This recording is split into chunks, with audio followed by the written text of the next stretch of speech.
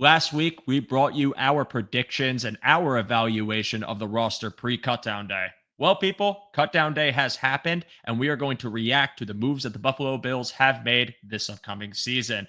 Thank you so much for tuning into this week's episode of Under Review. I appreciate each and every one of you for watching or listening. Without further ado, let's get into it. Previous play will go under review.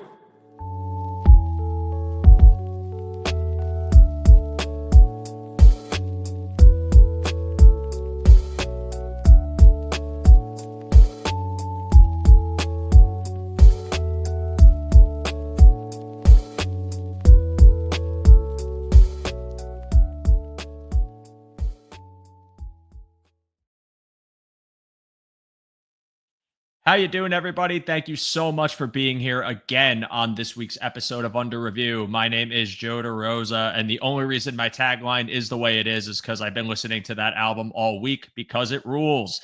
But you know what else rules? Football. And it's right around the corner as the final roster for the Buffalo Bills and around the league for every team has been revealed. And I will say this, it's not far off from what we expected it to be last week, but still interesting and still something that we wanted to talk about tonight. And by we, I never just mean me. I mean, I have a guest. That guest is someone who was here a few weeks ago. That guest is someone I love having on the show who inspired a Yankees-related rant before we went live. That is the one and only Mr. Anthony Prohaska. And I said to you after the show, I'll go on my Aaron Boone rant, but for now, we are going to talk about this final roster. But before we do, how you doing tonight, my friend? I'm doing good. Baseball is super annoying at times, and even through the good times and the bad, it's still super annoying. So I'm right there with you in spirit. But I appreciate you having me. I'm excited to talk Bills and be back here once again. Yeah, no, I love getting you on the show. I'm excited to talk Bills too. I'm excited that it's no longer concept shows for everybody on our network where we're just trying to figure something out in the weeds of the summer. It's like, oh, we have something. We can react to it. And it feels so good and so much easier. And it really is like just such, in my opinion, the best time of year just because you get all that optimism for your season. Also, all not just Bills and not just the NFL, but college football back. And you get the late season for baseball. And like, it's that good time of the year. It feels good. Yeah. Blood's flowing. But before we get into the roster, Ant, I just wanted to gauge your reaction real fast on the uniform announcement today, the NFL Rivalries uniform, and the Buffalo Bills were one of those teams who came out with a very nice, icy, snowy aesthetic, something that I saw mock-ups for, and I was like, yeah, I mess with this. I hope this is what it looks like. And it was pretty close to that. What'd you think of the reveal? And I mean, are you excited to see him in person? I thought the reveal was cool. I like the uniforms. I said it when the mock-ups kind of happened. And like you said, like these were pretty close to what was mocked up or what the, rumored leaks were a month or so ago or whenever that was dropping.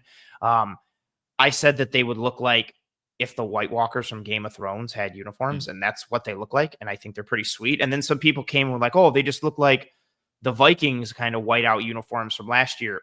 But I'm okay with that because I also like the Vikings whiteout uniforms from last year. Yeah. Like I thought those real crisp and real clean. I liked them. I liked the reveal. I liked a lot of the rivalry uniforms. Even like the Niners ones. I like the black. I like the font and how that was done. I like the Cardinals one. I like the Jets one. I thought the Pats one was good. Miami, I love their color scheme. I don't love the black. I think it's cool that they're named like the Dark Water. Like I was like, oh, that's kind of cool. But I think the NFL actually did pretty decent with a lot of these. And I like the Bills ones. I'm interested to see what they look like on the field. And I really hope it just doesn't snow that game because the All-22 is going to be terrible and you're not going to be able to see anyone.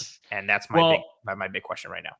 This is, if I remember correctly, supposed to debut on October 5th. So you should be safe, and the All-22 shouldn't be botched. And for those, I don't know, man. We got a huge October storm when I was in school at one point as a tiny child, and I think of that all the time. It was like October, like middle of October. So never put anything past it.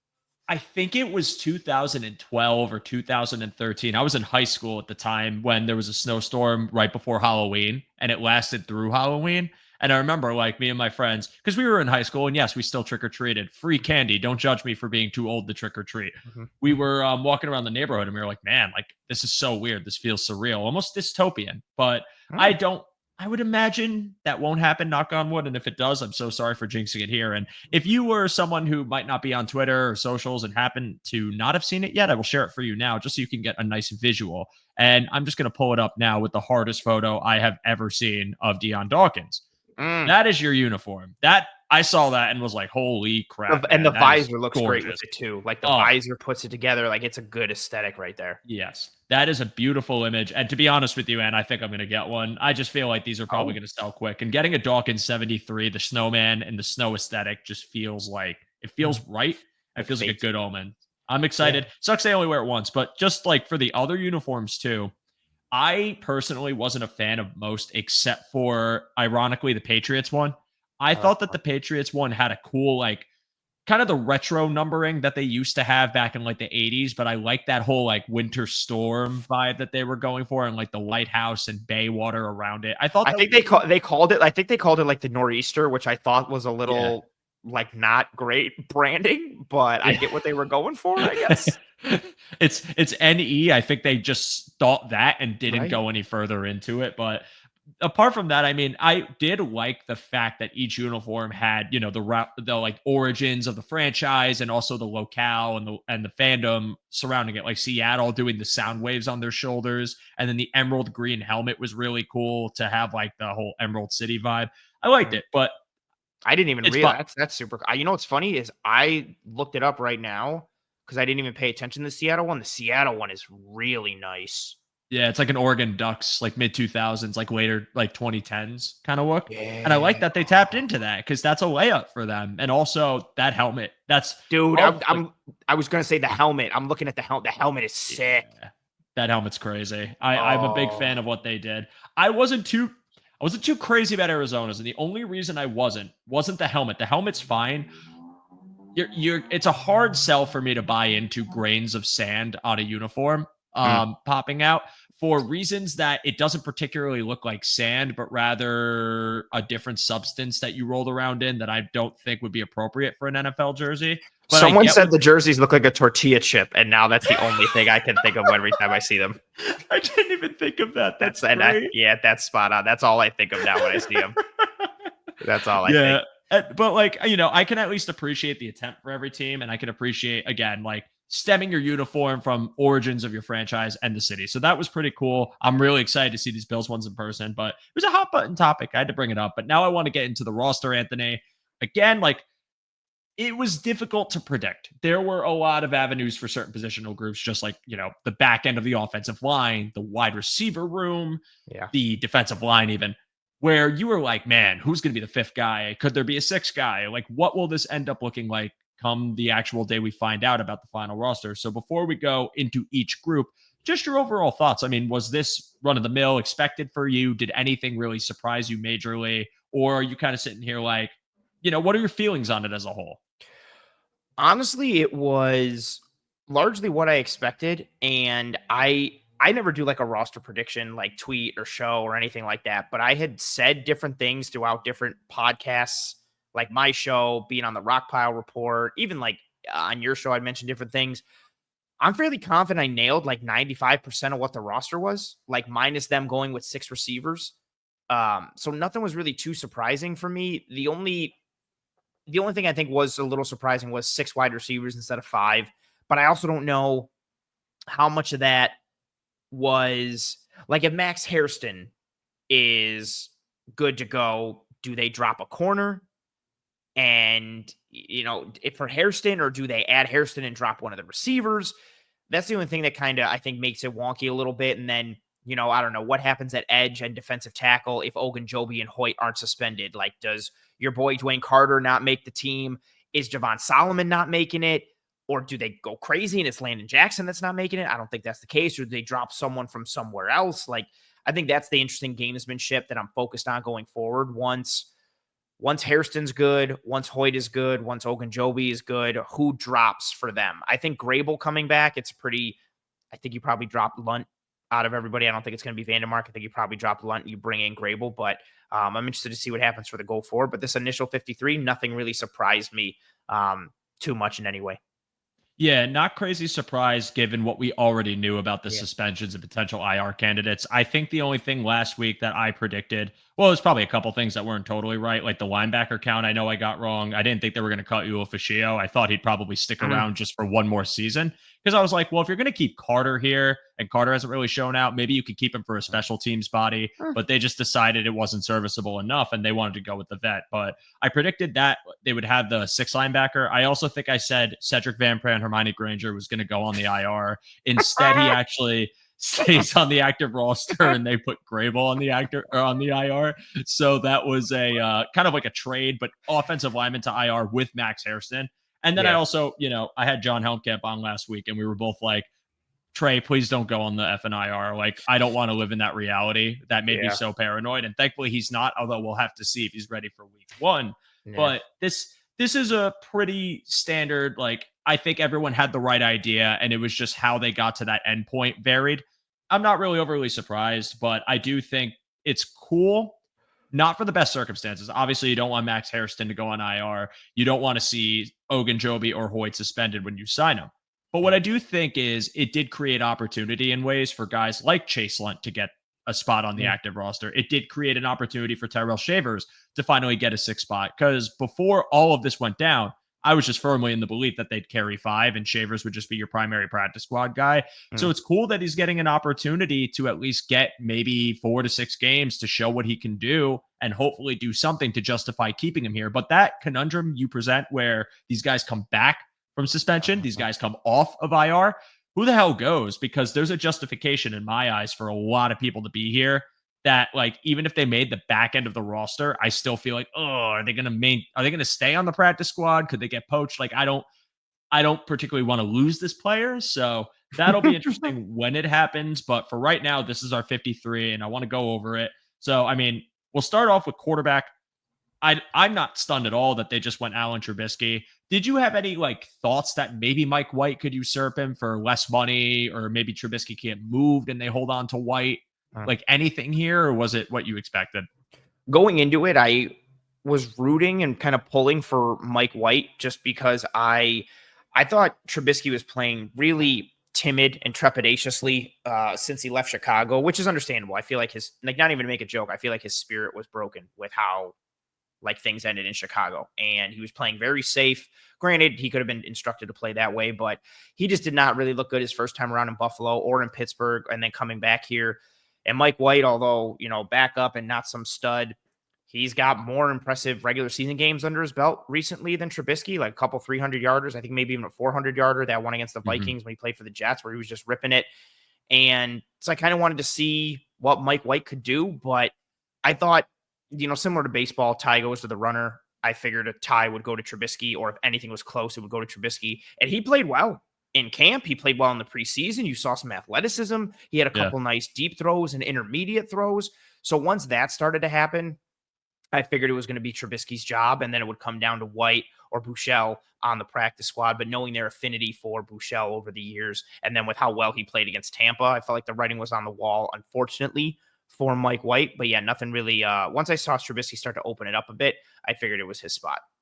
Yeah, I never thought that they were going to break from Trubisky just for the amount of money they were paying him, but also it would have taken a substantial offseason end camp for Mike White. He always was facing an uphill battle, same for Buechel, but Buechel to me was always like your practice squad primary, like the caddy for Josh Allen as he's been described. I think the thing about Trubisky that makes me like semi-comfortable if you had to turn to him, I'll never feel comfortable if it's anyone but Josh Allen, knock on wood. Yeah. But like if you had to pull me out of the well from depression and convince me of something that could give me any sort of shining light, it's that maybe more play action from this offense helps Trubisky because you can boot him around, and maybe that's how he sees the field better and makes some, I guess, more impressive plays than what you've Dude, seen in the that would past. be such a Funny. monkey's paw thing for us that we asked for more play action, and then it's Oh, because hang on. Allen gets hurt and they have to do like Okay. play action all day to help Trubisky. Like, oh man, that would be so monkey's paw for us that we're like, Yeah. oh, they got to increase the play action, but they have to now because Allen went down. Oh my god. Sorry, I just That's had fair. to knock on the wooden door because I feel like that was just like I'm Find some knocking on real as wood. much Find wood a as I stud. can. Find something that's wood and Yeah. do it. I That appreciate that you for was that. we got a wooden door right next to the desk, thankfully. There you go. Good work. Yeah, let's hope that doesn't happen. But just all this to say, for a backup quarterback's sake, it does make sense. I think that can help him if you were ever needed to turn to him, and it's a justification for keeping Yeah. him. But it still wouldn't be ideal. But it's also backup quarterback.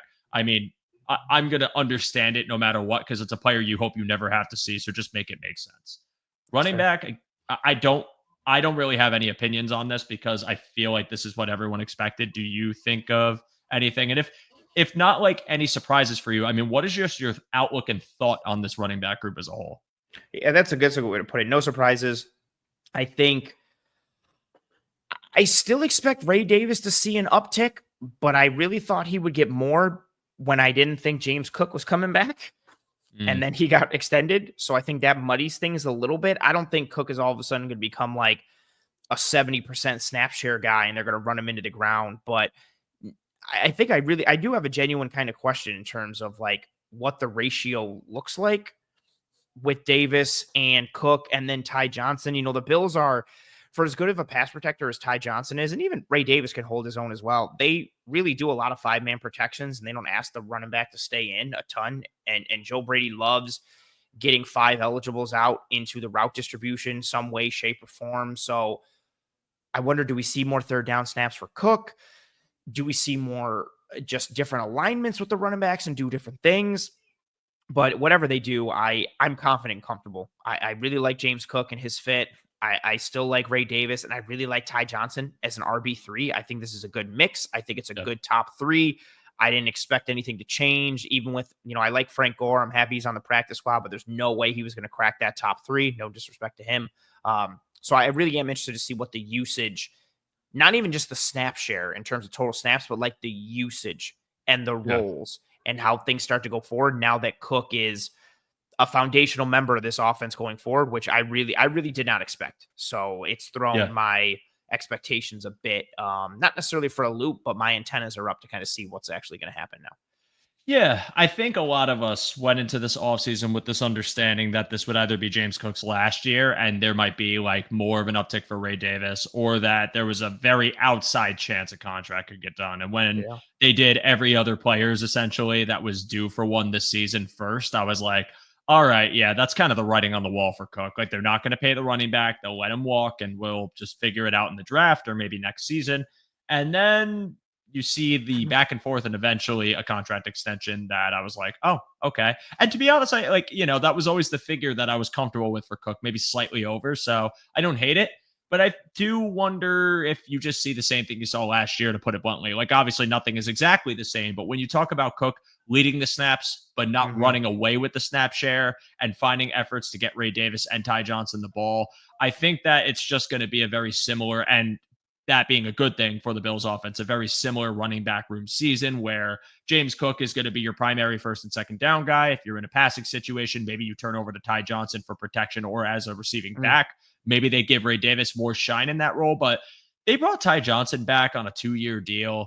I feel like it's going to look the exact same because I think they just really love him in that role. And Ty Johnson might be the best return. I know it's going to sound nuts, but it might be the best return on investment Brandon Beane has made when you think Mm. about his impact, his production, and the moments. Like, think of Ty Johnson as a Bill, and you could point to like 10 awesome plays and like high leverage moments from him where you're like, holy shit, like this is the greatest off the street free agent signing we've made. Like, there was all the reason to keep him. And if they didn't, I kind of wondered if that meant Frank Gore Jr. had a spot, but it's your standard 3. I think the snap counts are going to look similar, and I think the production will look similar as a result, as long as everything stays intact. So I don't really have anything to say other than I like it.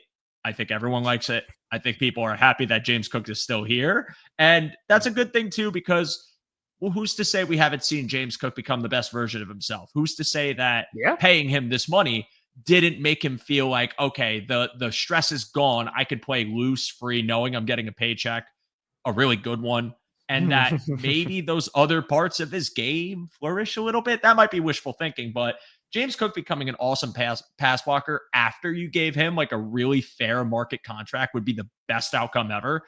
Mm. Maybe not for Ty Johnson, but for everybody else, that'd be freaking awesome. But we'll have to see. I'm happy he's here, and I think it'll Yeah. be another good year from him. Any final thoughts on running back, Ant? No, I think they have a legitimately very good running back room from top to bottom, and you consider just the depth, the top end, and to your point, I think Cook is still ascending on an upward trajectory. So I'm excited to see what his 2025 looks like.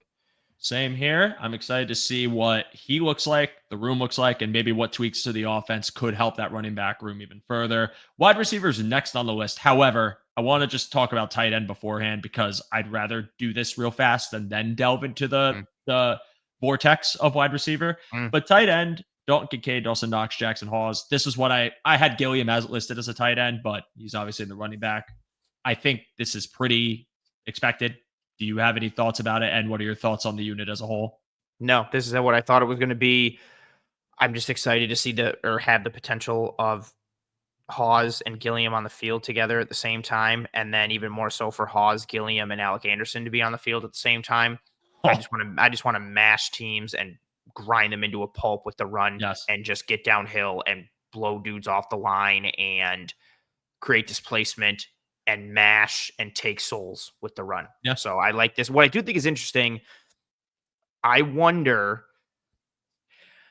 I said this on my show earlier in the week. I think Dawson Knox is a fine tight end. I still don't like what he's paid relative to what he is, and then the Yeah. injuries and availability and all that. But I wonder, is there a world where Dawson Knox gets cut next offseason if Hawes proves himself to be the quality inline blocker that he is, and if he offers anything as a pass catcher to make them go, you know what?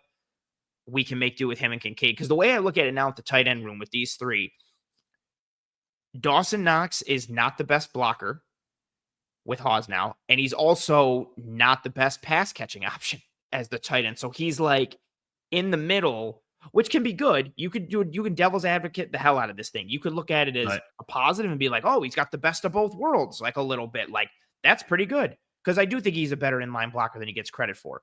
But you could look at it like that and be like, oh, he's good all around. Or you could look at it like he's a jack of all trades, master of none. And there's two guys that are more of a master of their trade than he is at either. And he is paid a decent chunk of money. And the dead cap hit isn't crazy from a post June 1st standpoint. If you trade him or release him, and there's some savings there. And for a team that might be wanting to sign or bring back Connor McGovern or David Edwards or I don't know, anything now that they signed James Cook. I wonder between the cap casualty perspective and the combination of Hawes and Kincaid, I wonder if this puts Knox on the chopping block at all, especially what if he goes out and misses, I don't know, like between 5 to 10 games. And then you just go, you know what? We can't keep doing this. Let's cut bait. Or if Hawes just plays well and mashes as a blocker or provides something as a pass catcher. Or if Kincaid improves a little bit as a blocker, stays healthy, and catches 85 passes or something like that. That's the only kind of thing I'm looking at going forward in this year, really how the tight end room this year impacts what the room looks like next year. But as far as just the roster, I figured it was going to be those three, and it wasn't. Yeah. I like that entire scenario. And I do think that I like Dawson Knox. I like him for this team. But I think the worst thing for Dawson Knox is if Dalton Kincaid does take another leap, both as a pass catcher and a blocker, and if Jackson Hawes is just giving you similar play. I have long since lauded Jackson Hawes' blocking ability. I have no doubt in the world that that's going to be very good when he gets on the field, and I'm very excited to see those packages, whether it's him and Gilliam, him and Alec Anderson, him in line, especially at the goal line. I'm looking forward to that because I just think there's a lot you could do with a menacing blocker like that. I wonder if him being that dedicated blocking guy helps Kincaid out in any sort of capacity with how you align him. Again, Kincaid's got to do his share of the work to get better there too. But I still think he's a talented enough receiver where that can happen. But all these factors all do not benefit Dawson Knox's longevity on this team or future. Like they don't. It just, the more you kind of talk about like Hawes and Kincaid, you're just like, all right, what does that mean for Dawson Knox? It's like, Not great. and like, not great, but that's what it is. And look, when they gave him the contract, it was rich, but you were banking on that season continuing. You were banking on another 2021. That's the risk you take. It didn't happen. It sucks.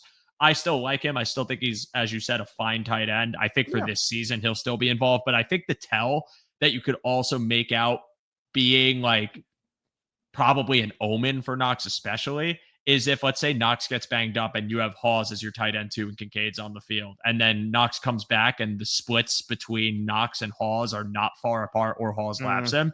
I think that's your kiss of death right there. I think that would be a clear-cut sign that they feel more comfortable with the other guy, and they're going to go with the other guy, and eventually Dawson Knox will have to depart. And I, again, like the guy, like the player. I could see that outcome. But for just this immediate season, I think this is a perfectly fine room with room to be really good if, again, you get that leap from Kincaid and see a year 3 flash. Because I have great concerns about him, but I'm not out on him. I say this all the time. Like, there are no one should be out on him. Yeah, it's so early. It's a slow developing position, and there's a lot of external factors. Like, he's the 3-body problem of this entire roster. He is his own problem. He's a Josh Allen problem, and he's really like what was the other point? Damn, I had a third problem and I just totally blanked on it, and I'm really mad now.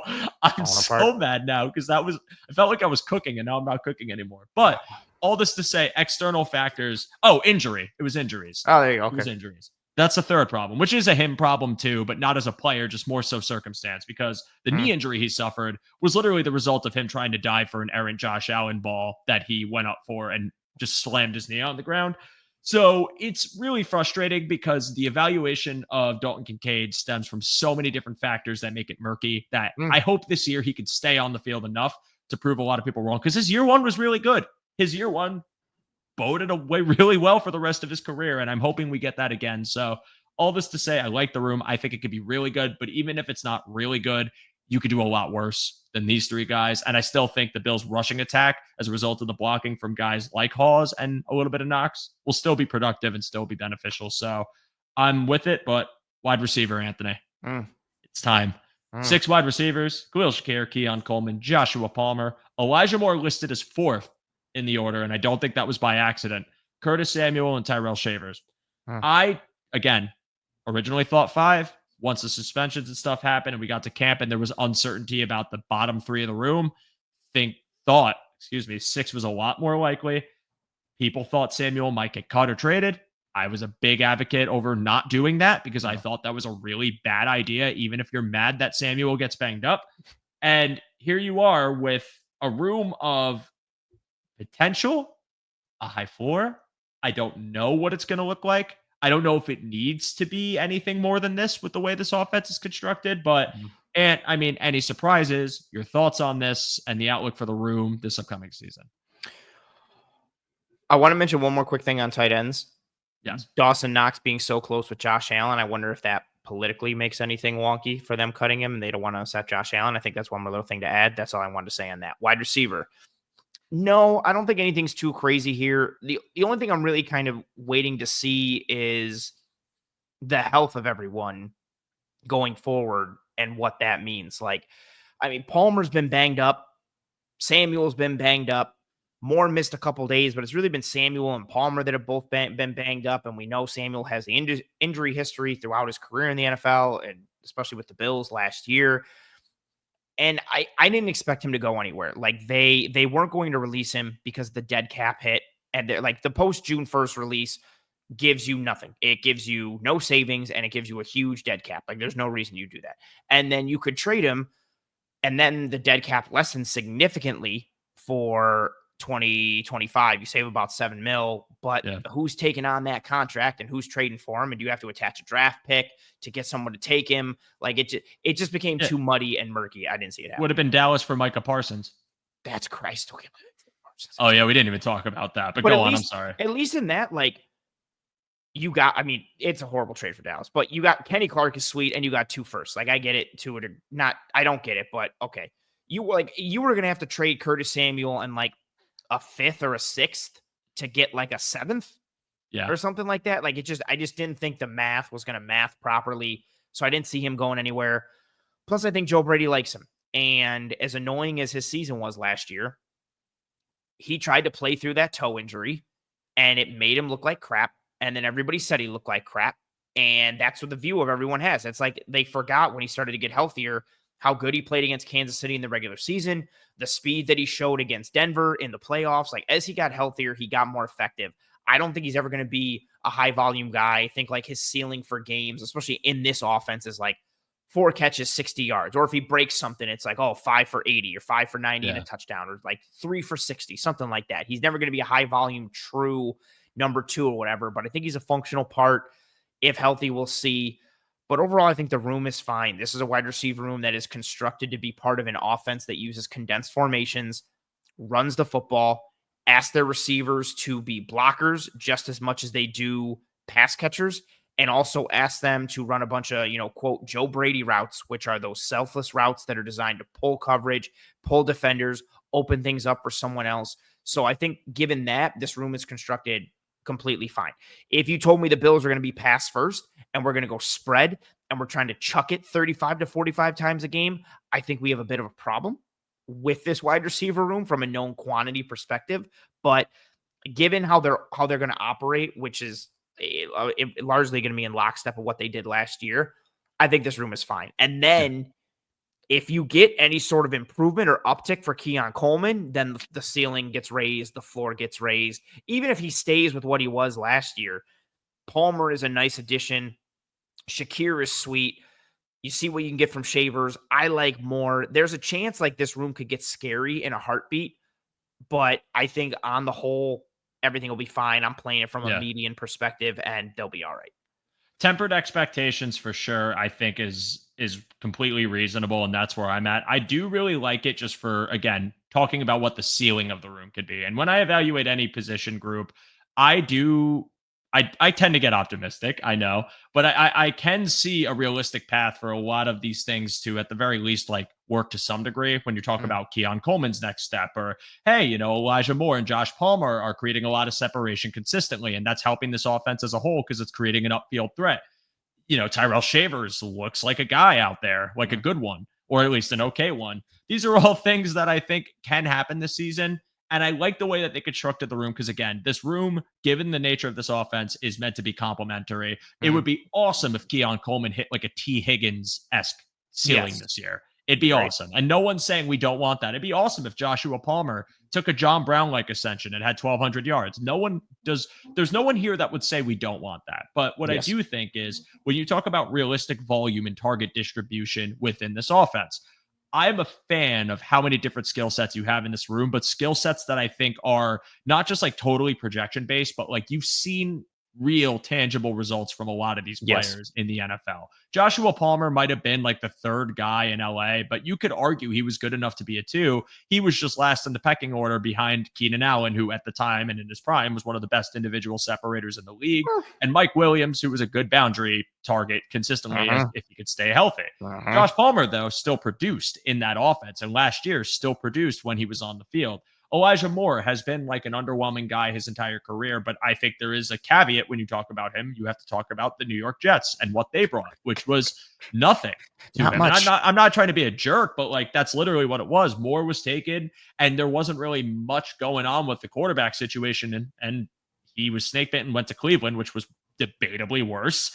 I feel like Elijah Moore, the skill set never left, and you saw separation ability from him. You saw the ability to work against man and zone, and I think that'll benefit them. And, for guys like Shakir, I don't got to worry about Shakir. I trust him more than anyone. But like Curtis Samuel, even like I said this, like the contract's the contract. We know what we paid for him, and getting out of it would have required a million levels of gymnastics to be able to pull off in a way that was comfortable for the Bills, or you would have had to take your medicine akin to like a Stephon Diggs deal. But when it was Stephon Diggs, you could eat a $31 million dead cap hit because you got a second round pick back and you were only on the hook for it for a year.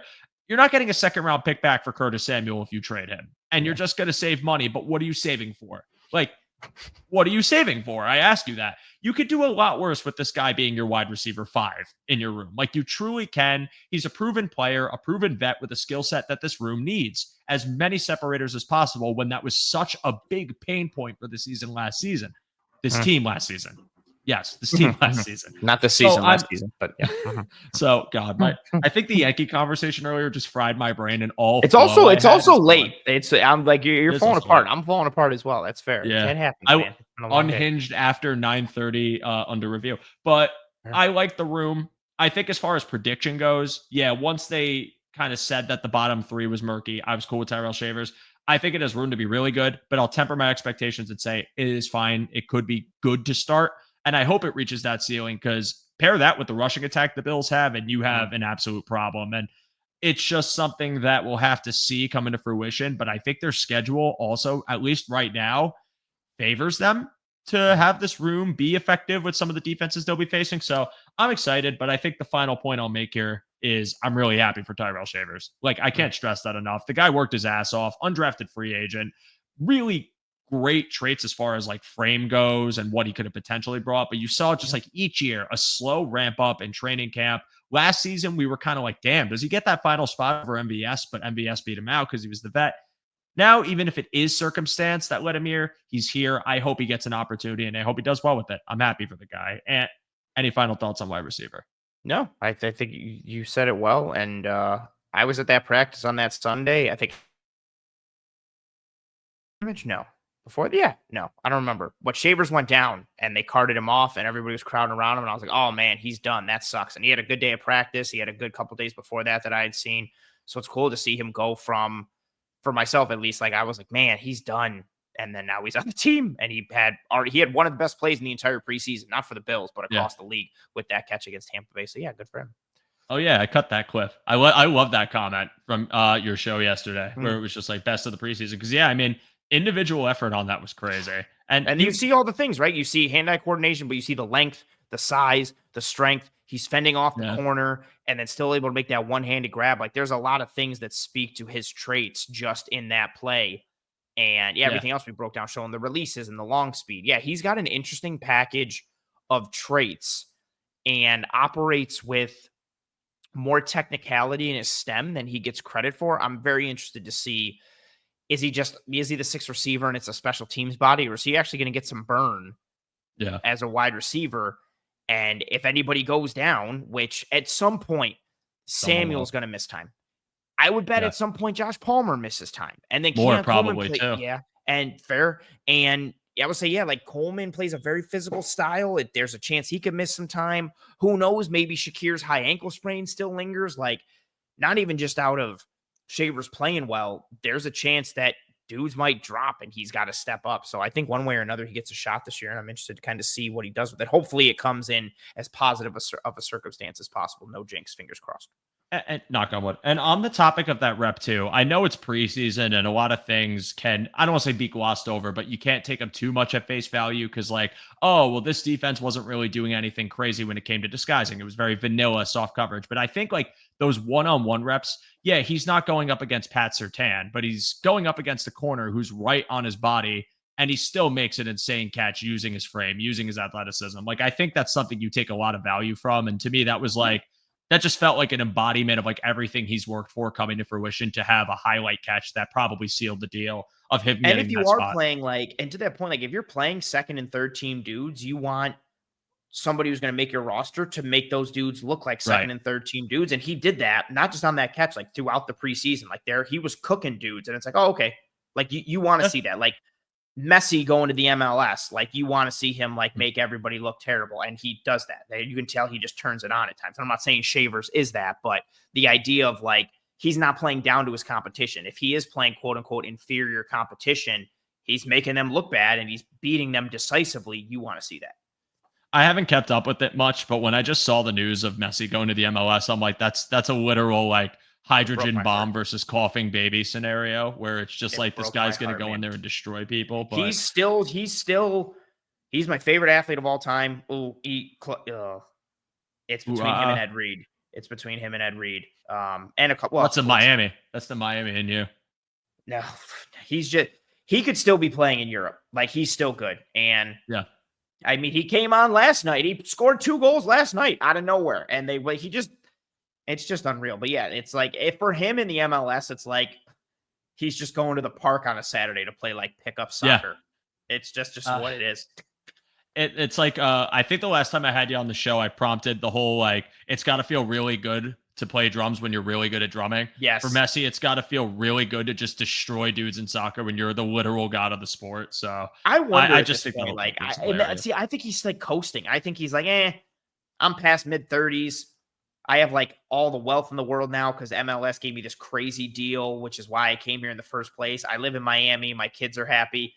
I'm just going to chill. And then you could see him be like, all right, I've had enough. Give me the ball. And then he just scores it just go off. something crazy. He turns it on. Yeah, it's like playing with your food before you eat it. Crazy thing to me is like he has nothing left to accomplish, right? Like he got the World Cup too. And I feel like that was the one thing that he was chasing. And now it's dude, mid-30s and you have everything checked off. Like he just was winning the MLS, I guess. For me, he was already the greatest soccer player of all time. Like what he could do. And I've also talked to I've talked to Marcelo from Real Madrid when I lived in New York, and he confirmed that Messi was the best player of all time. So in case anyone wants to go, because you're a Barca fan, I already thought Messi was the best player of all time. But yes, the only thing that critics could say was, well, he never won anything for Argentina. Now he has back-to-back Copa Americas, and in between that, he won a World Cup. And he took Argentina to a World Cup before that and won man of the tournament. And the only reason they lost is because Gonzalo Higuain doesn't know how to fit. Oh, I'm still mad about it. But you know what? Everything When they lost the cup, they lost to Germany, right? And that was like when Mueller was still there. They lost to Germany in extras.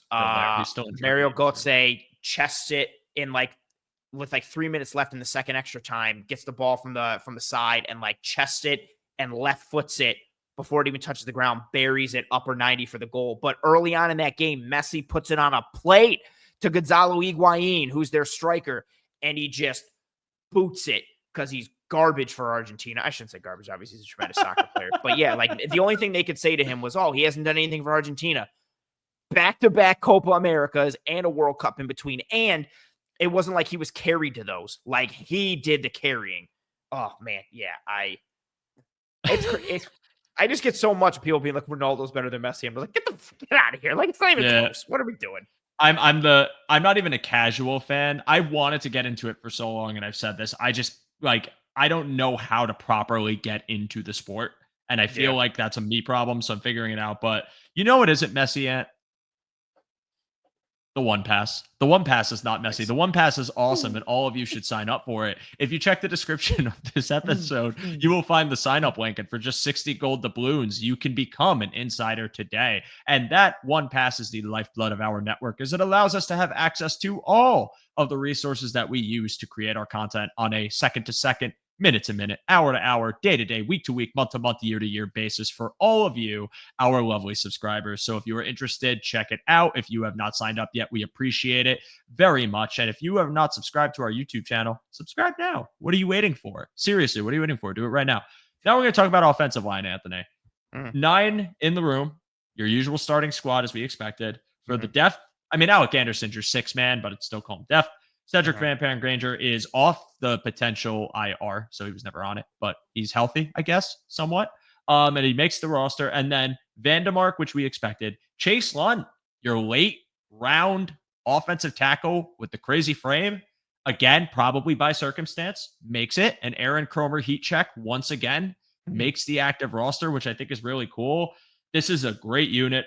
The top line is one of the best in the NFL. We all know it. We've seen it in action. They are powerful. They are menacing. And it really doesn't matter what defensive line they go up against. At some point in a game, they just simply will wear you down. You saw it in the playoffs against Baltimore. You saw it in the playoffs even against Kansas City before the phantom 4th and 1 that we don't need to talk about.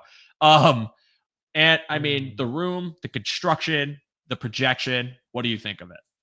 Yeah, I think this is another one that is pretty cut and dry. They have a really good starting 5. Alex Anderson makes you a good top 6. And then you've got Cedric Van Pran-Granger, who I think is your quote unquote 7th. If Tylen Grable was healthy, I think he's your 8th. And that's probably him and Vandermark that you're kind of looking at. I thought Lunt had a really rough preseason, but I feel like they kind of wanted to keep 9, and he's got some positional flex. They put him at guard in that 3rd game to try and get him some different looks, and he is a rookie. Vandermark also had a rough preseason as well, but he was able to cobble some things together. I didn't think I thought it was going to essentially be what we have, but replace Lunt with Grable, and that was going to be the 9 offensive linemen. But Grable is still in concussion protocol, which is not good. Him still being in that, I don't like that at all. But I think when he comes back, provided he comes back, fingers crossed, Lunt gets dropped and then Grable takes his spot and we have the top 9 that we should have had. But yeah, you just want this top 5 to stay healthy. They're diverse in the run game. They can run multiple gap scheme concepts. They can run zone. They can pass protect well. And like we talked about earlier with the running backs, they do a lot of just straight up 5-man protection stuff. And that's because McGovern can sort out stuff.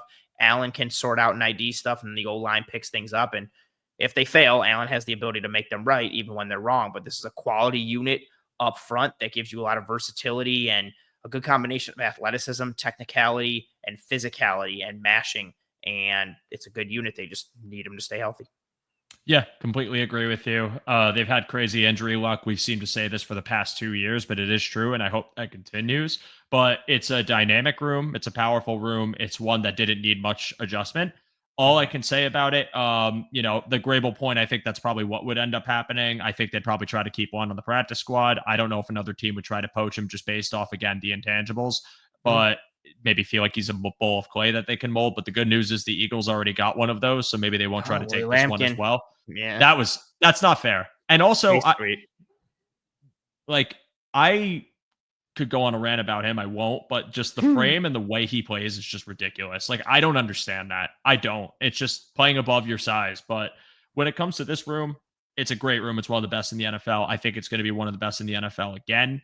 I think as long as they stay healthy, even if someone's got to go down for a game or two, though, like the depth you have in this room, if you get Grable back, or even if it's Lund, maybe, but really like everyone else, I think can fill in quite well. Alec Anderson with that interior experience, but the 6th OL is a huge plus. SVPG is a bit of an unknown and live bullets, real game action, but I think having a year where you've just gotten to be that kind of backup center, learning behind the scenes, and also if you want to base it off how he was as a prospect, was a solid center at Georgia. Yeah. I think that you could, again, for the depth of this room, you can do a lot worse, is the sentence I kept saying, but you really can do way, way, way worse than the depth you have behind this line. So I'm happy with it, and I'm happy they kept it intact. And even if Grable comes back and it moves on from 1, I'll feel the same way. So that's the 9 there. Anthony, we're pivoting to defense. And defensive end, again, Michael Hoyt, listed DE, suspension. So your 5 are Rousseau, Bosa, Epineza, Solomon, Landon Jackson. Surprises, thoughts, anything you could give me on this room, I'm interested to hear. I thought Landon Jackson would really have to be terrible to get cut, and he showed some flashes, so I don't think he was going to go anywhere. Solomon, I thought showed some flashes as well, but I just feel like if push came to shove and they had to keep Jackson or Solomon, they would keep Jackson. And so my thought is, if Hoyt is not suspended, Solomon goes by the wayside. Or maybe they keep 6 edges and they drop somebody else from somewhere else or figure it out. But I'm interested to see. I'm really just kind of focused on what it looks like when Hoyt comes back. I don't think there's any surprises with this group. I also think what's going to impact this group as well, at some point, Bosa is going to get hurt. So you just need to be prepared for that. I think Javon Solomon is probably the guy who gets dropped and goes down to the practice squad. I think if they were just to do that with Jackson, Jackson probably gets claimed. Like, I don't think Jackson goes down to the practice squad. No shot. Yeah, no. So, although, just interjecting, I'm sorry, but Braden Swinson did get caught, and he ended up going to the Pats practice squad. I don't know if it would particularly be a lock, and I think Swinson, I know he went in the 5th, but like that's a player that I thought had a lot of stock too. I didn't love Jackson because of his body type, but I am one of the people. I saw a lot of hype for Swinson. I was not one of them. I did not get the love. I saw he did some nice things, but I know some people that had him as like a top 5 edge in the class, or who like a day 2 lock. And I just wasn't on that train.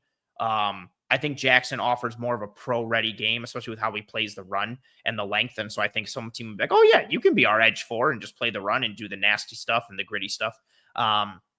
But again, you never know. There's a chance they could cut him and nobody claims him. He could go to the practice squad. But I think that would more likely be Solomon.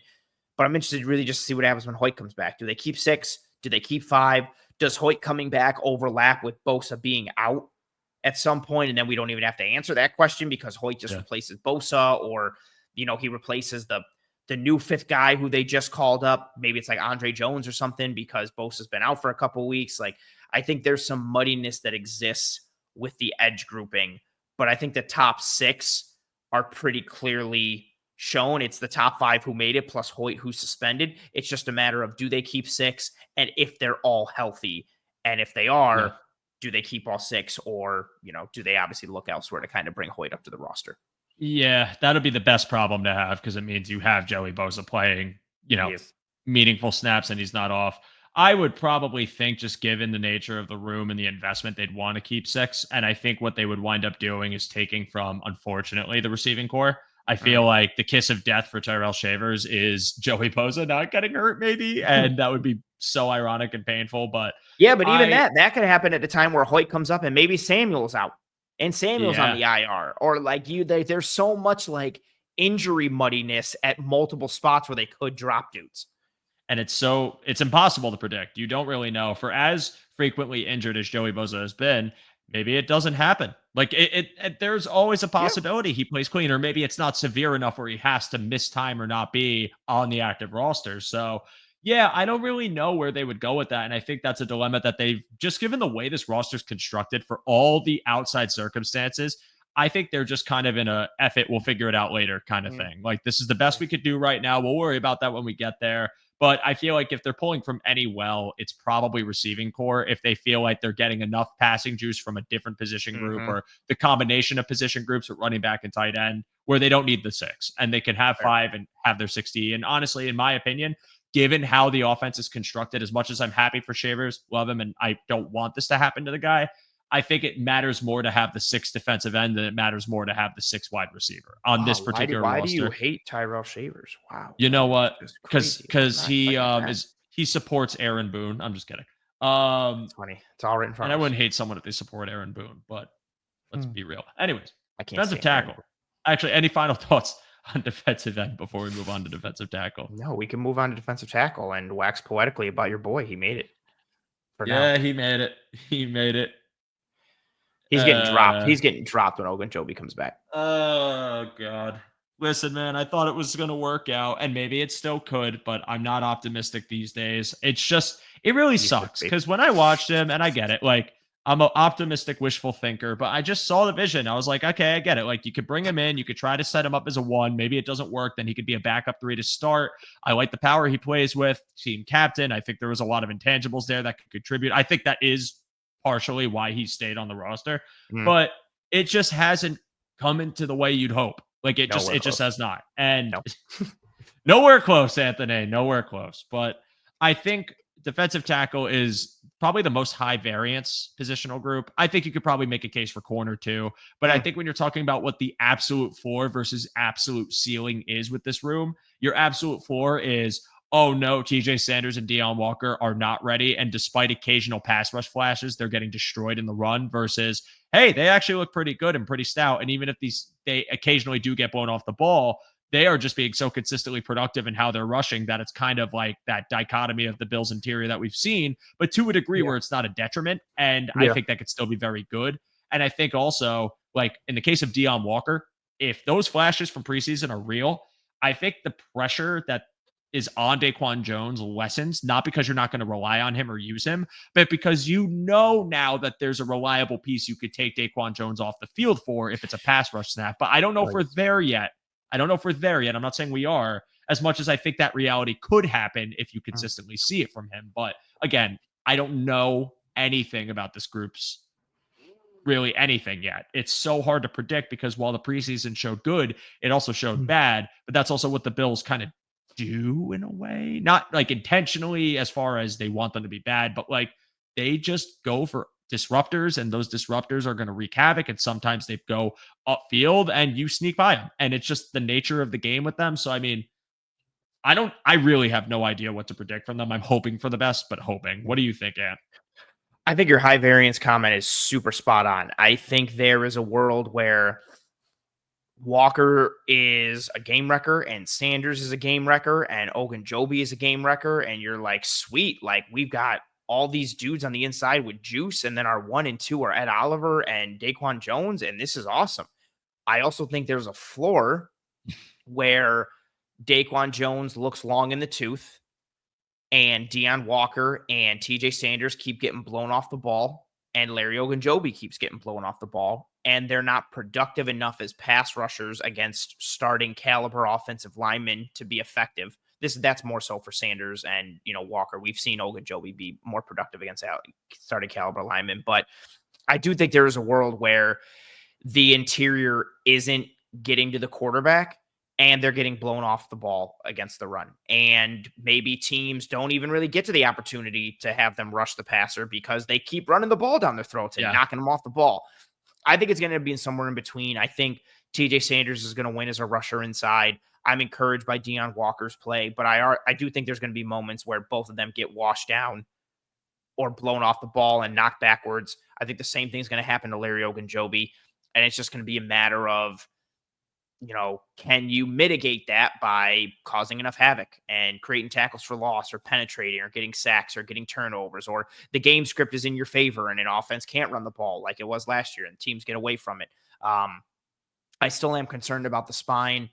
I think lost in we even saw the first play of the game, Cole Bishop's nice tackle against the Bucks. Like, Deion Walker's getting washed down like hard, and Dorian Williams like makes him right.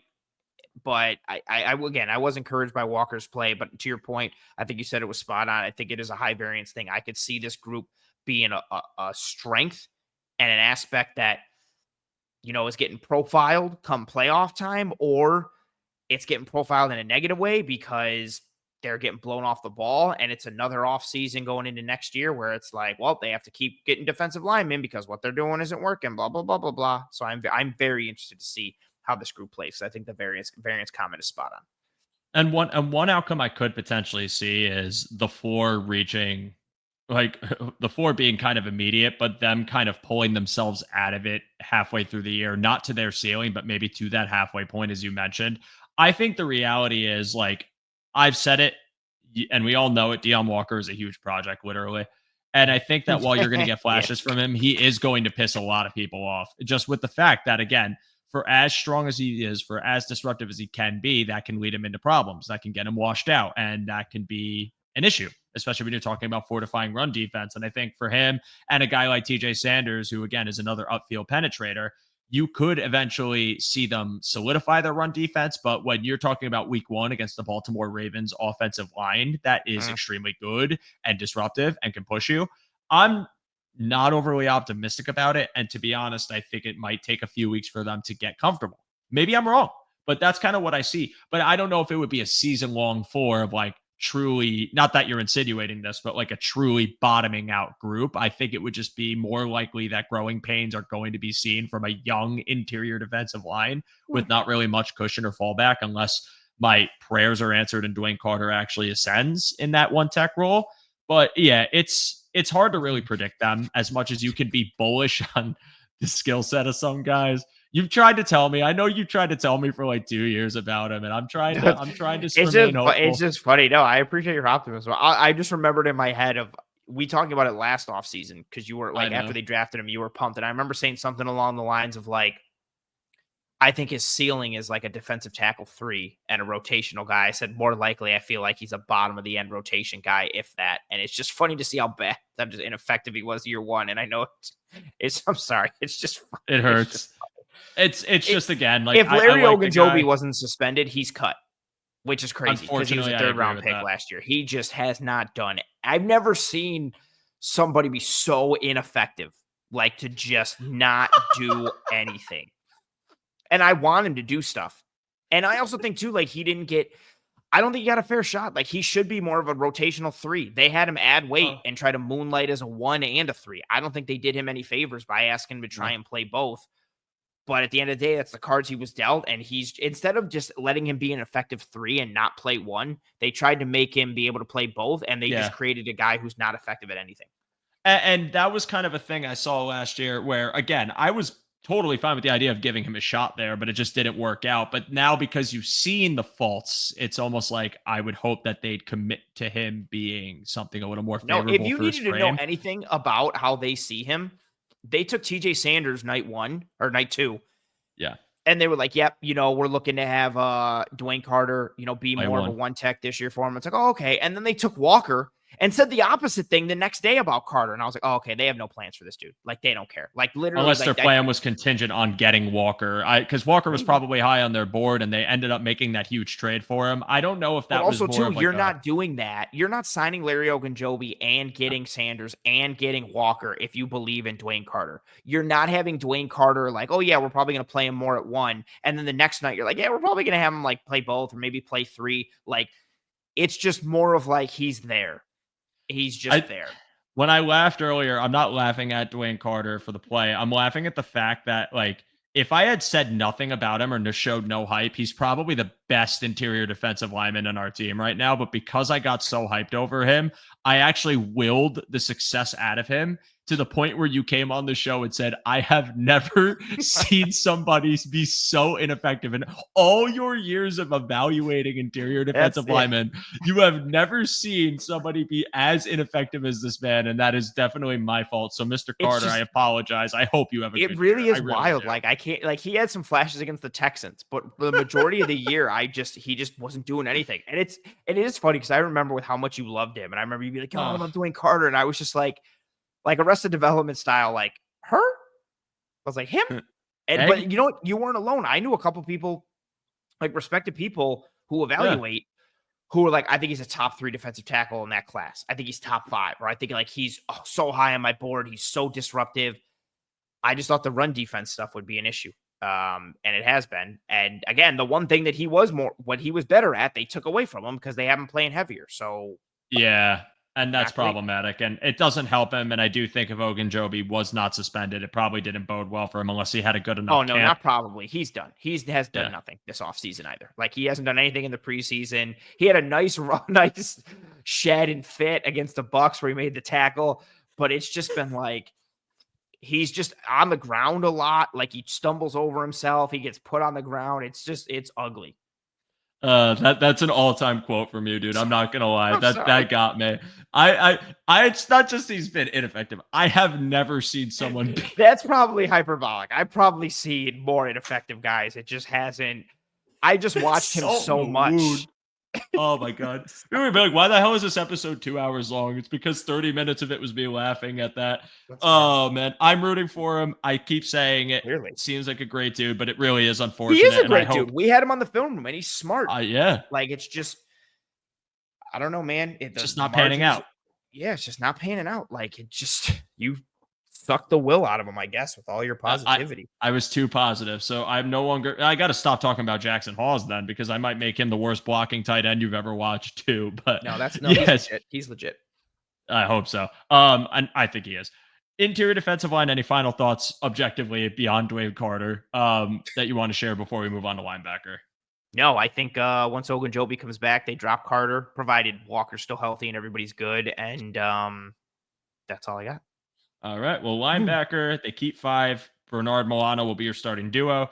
Dorian Williams and Joe Andreessen, who I don't think anyone doubted he'd make the roster this year, which was pretty cool to see him go from like fringe 53 last season to like, oh, he's like your 4 at this point, especially with Balen Spector gone. And then they forego Uofashio, who I thought would actually stay on the roster because of special teams, even if he wasn't great at it, just having a body. He goes, and now they have Shaq Thompson, the savvy vet, at the back end of the room. And I like this room a lot. I know Dorian Williams and Joe Andreessen still have coverage issues, but their depth, they're your backups to your starters that I think are to probably, when they're healthy, if they could stay on the field, one of the finest linebacking duos in the NFL in my eyes.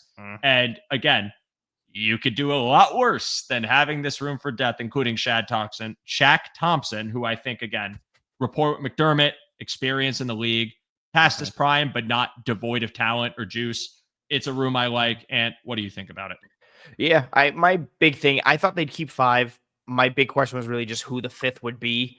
And I think you can get away with Shaq Thompson because Andreessen and Dorian are going to play special teams reps. Shaq is good for the room. Injury concerns, but he's a depth guy, so you don't have to maybe worry about that as much. And, for as much as the injuries kind of sapped him of everything, it looked like he was on his last legs last year, but he made some plays in camp, but then got hurt. So I didn't know what the injury status was. I didn't know if they'd lean into, do they lean into Jimmy Charlo as, the fifth linebacker because he's going to be really a special teamer, and then you kind of go from there. So I really thought it just came down to how much they valued special teams or where they found other special teamers versus not having one at linebacker all the way through. Because again, Dorian and Andreessen are going to be core special teamers for you. But I think this group is sound and solid. I'm interested to see just if they can stay healthy. I think, to your point, Milano and Bernard could be a really great duo, especially like in camp, man. And even in the preseason, we saw it a bit. Like Matt Milano looks like Matt Milano. And that means like he looks like an all-pro linebacker. Like that's nasty. If you're putting that next to Terrell Bernard, like that's really exciting. If they can stay healthy, that's cool. Yeah. If not, that means more time on task for Dorian Williams, which could also potentially be good for the future because Matt Milano might not be back next year. Like, we just kind of see what the room looks like. But I thought the top 4 was a lock. I didn't think anything was too surprising. It was just a matter of who the 5th was going to be and what role we were going to have for it. And it went to Shaq Thompson, who's probably going to be more likely to play actual defensive reps than special team stuff, or maybe he will here and there. But I think he's more just get that room right, smart dude, McDermott guy, system guy, and kind of just go and operate from there. Yeah, there's a lot to like when you just talk about, again, rapport with McDermott, but also I think that if Milano or Bernard had to go down, I'm not 100% comfortable, but I like the idea of one game or a few reps of Joe Andreessen subbing in for Bernard or Dorian Williams playing that off the ball Milano role. And I think Dorian Williams is, again, for the coverage lapses he has, I still really like his run defense. I still like how fast he could fly to the ball. When he recognizes and attacks, he's extremely good. It's just a matter of the processing. So again, to have these guys playing a rotational role, to have these guys playing a backup role, that's fine. And that's what you expect from depth players, right? If he was good enough to be a starter, he'd probably be starting. And I feel like that gets lost on people because when you talk about like, oh my God, like when we get to corner, like we're really going to have like Jamarcus Ingram be CB2 if Trey White can't go. Like he sucks. It's like he's your cornerback 5. Like this is the hand you've been dealt. Like there's a reason they're not top of the chart. Like did we lose the plot of this entirely? So for depth purposes, I really like it. I'm just going to say this though, and I don't even mean this to like kick salt in the wound or anything like that, but I've been a believer that like as the time's gone on, I still have zero idea why they didn't go for Sean Dolak in the draft. Like okay. All right. We'll back off of it. No, you can do it. I've just seen so many people go like, oh, like can't believe the Bills didn't take everybody passed on Dolak. Like why why did the Bills have to have taken him? Because he went to UB and because they identified Andreessen last year and they took Andreessen. Mad teams. Everybody passed on him. Yeah. When did Dolak go? Like the 7th round? No, he was undrafted. Oh, thank you. He was undrafted. Like, so everybody passed on him. Yeah. So why are we doing this dance? Oh, I can't believe the Bills. Oh, they should have identified him. Yeah, because UB is pouring out super good prospects all the time. Name me 3 good prospects that have come from UB, and you can't say Khalil Mack. Oh, you can't say Khalil Mack. Okay. Yeah. Thanks. Jarrett Patterson? No, okay. Cool. I'm not trying to be rude or disrespectful, but like why did they have to take him? Because he went to UB? Like why? Like they have to keep an eye on him? Like I've seen so many people dragging the Bills for not taking Dolak.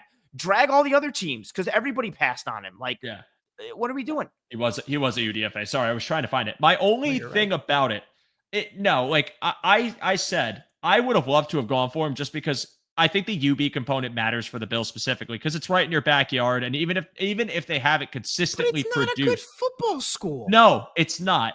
What I'm getting at though is Sean Dolak. I mean, first off, that's like living down the street from a restaurant that makes Italian food, but the Italian food sucks. So it's like, oh, why don't you get ravioli all the time? Because the place doesn't make good food. I'm not going to go there. It is quite hard to fuck up ravioli. But what I'm getting at here is... It's different than living in like New York and being like, oh, I got this Italian spot down the road here in Brooklyn. That's different than being like, oh, yeah, I live in Iowa and there's an Italian restaurant down the road. Like, it's not the same thing. You don't live down the street from Ohio State. It's UB. No disrespect. No, and I understand that.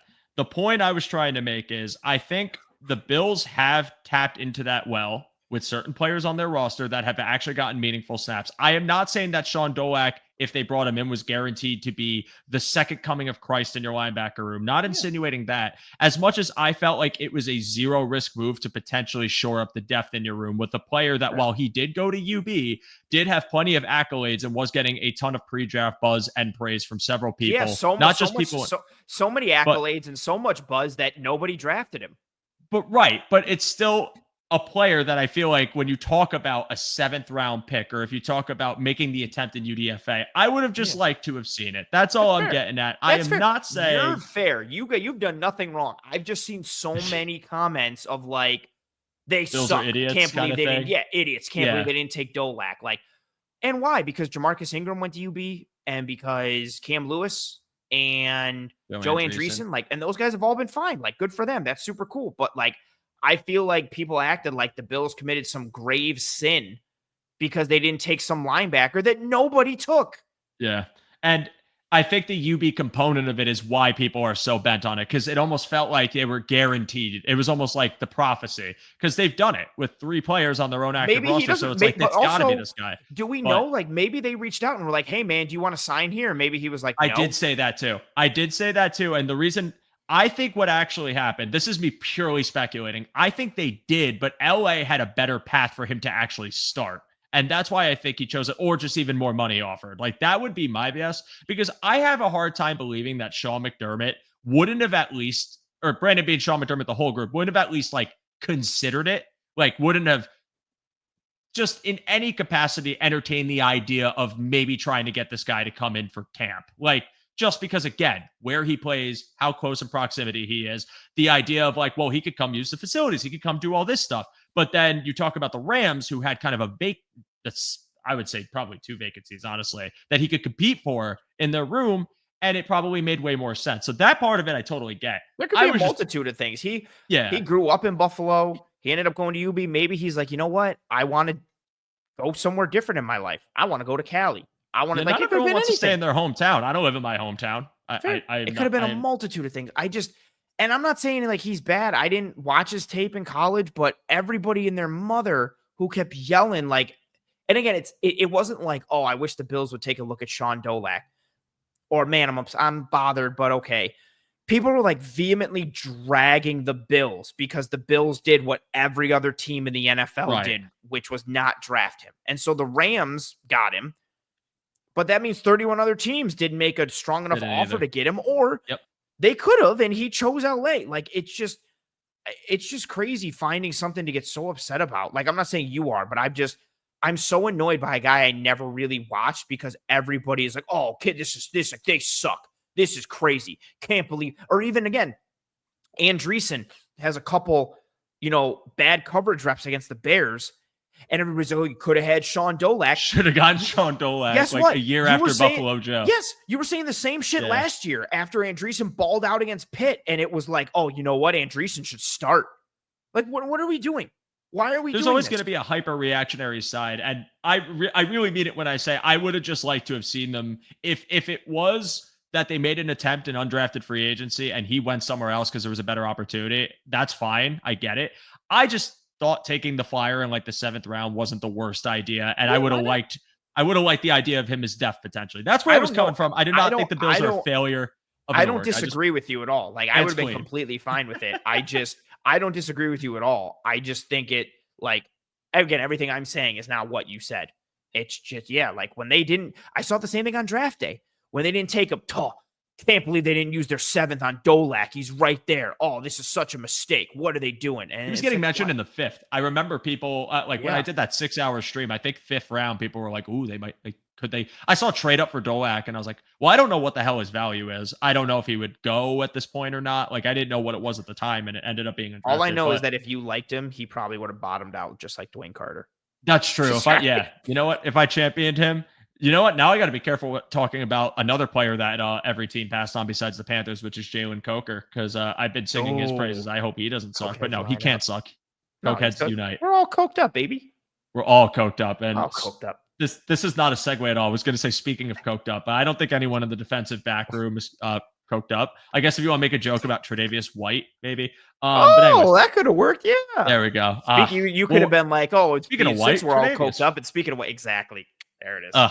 We'll work on that next episode, Ant. But for now, we're going to talk about this room. Can't believe we talked Bedford, about Sean Dolak for like almost that's 10 my minutes or fault. something. Dwayne Carter and Sean Dolak took up 20 minutes of this episode, everybody. I should probably timestamp with like caution signs. It's like skip this section if you want to get back to productive conversation because we're ranting. But defensive backs, someone's gonna be upset at me. Someone's gonna get in the comments, be like that they're gonna be mad that I pushed back against that. And again, I don't think Dolak's bad. I would have been fine if they took him in the 7th round or whenever they got him as UDFA. I just think it's crazy to like drag the franchise because they didn't take this UB guy. Sorry. Defensive back room. Christian Bedford, Tre'Davious Why is it so White. funny to you? I don't know. I think my brain's broken. I'm still also giggling about the he's the most ineffective. It's still really funny. But Christian Bedford, Tre'Davious White, Dorian Strong, Jamarcus Ingram, Taron Johnson, Cam Lewis, and Brandon Codrington probably exclusively for return duty. Yeah. So I'm going to just exclude him from the DB conversation because the only time he's getting on the field is if you need him in a pinch. I hope to God that never happens.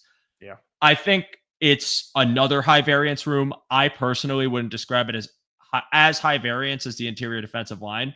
I think there's a path where it could be really, really good when Harrison's off the IR, if he lives up to that potential. I think there's a path where Benford is your guy. White is either playing hurt or just not as effective because he's older.